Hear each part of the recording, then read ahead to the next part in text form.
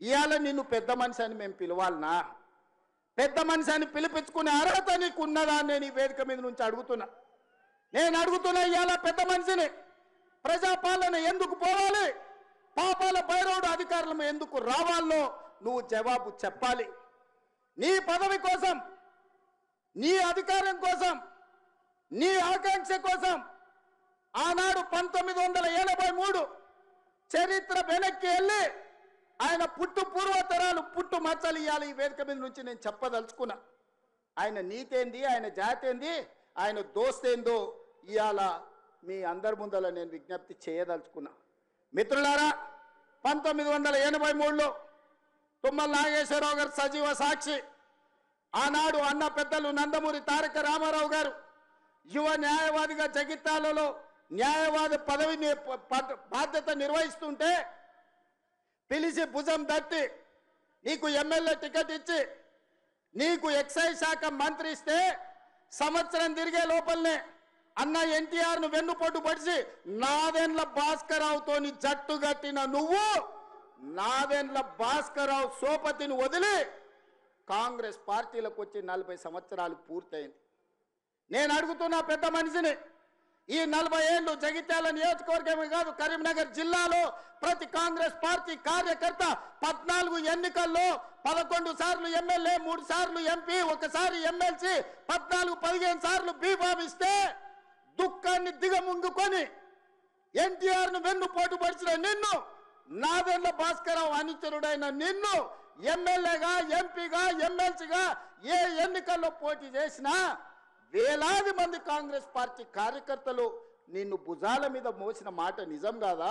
పల్లకిలో అసెంబ్లీకి పంపిన మాట నిజం కాదా? మిత్రులారా, 40 ఏళ్ళు నీ కోసం, నీ పదవి కోసం, నీ కుటుంబంలో జడ్పీటీసీ, ఎంపీపీ ఏ పదవి వచ్చినా నీ కుటుంబానికి ఇచ్చుకున్నా జగిత్యాల కాంగ్రెస్ పార్టీ కార్యకర్తలు మౌనంగా నీ కుటుంబానికి ఊడిగం చేసిన మాట నిజం కాదా?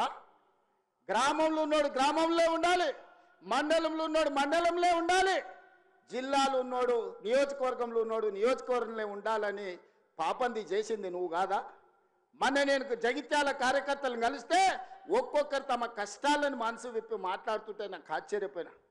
గాంధీ భవన్ చూసి ఒక నాయకుడు చాలా సంవత్సరాల తర్వాత మెట్రోలో పోతుంటే గాంధీ భవన్ కనిపిస్తే ఆనందంతో కన్నీళ్లు గారిని ఆనంద బాష్పాలు గార్చిన మెట్రోలో నన్ను ఇట్లా గాంధీ భవన్ చూసిన మా నాయకుడు ఎన్నడూ నన్ను గాంధీ భవన్కు తీసుకుపోలేదని చెప్తుంటే నాకు నిజంగా మనసులో కలుక్కుమన్నది.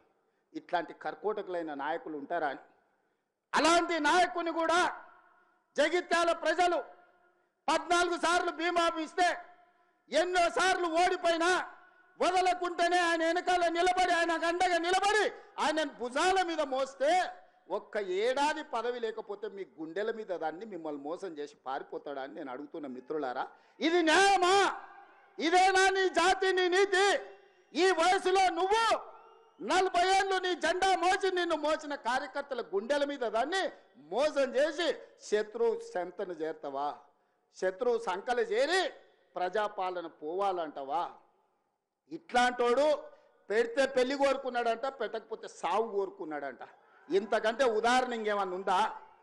నేను అడుగుతున్న పెద్ద మనిషిని, ఈ ప్రజాపాలన ఎందుకు పోవాలి?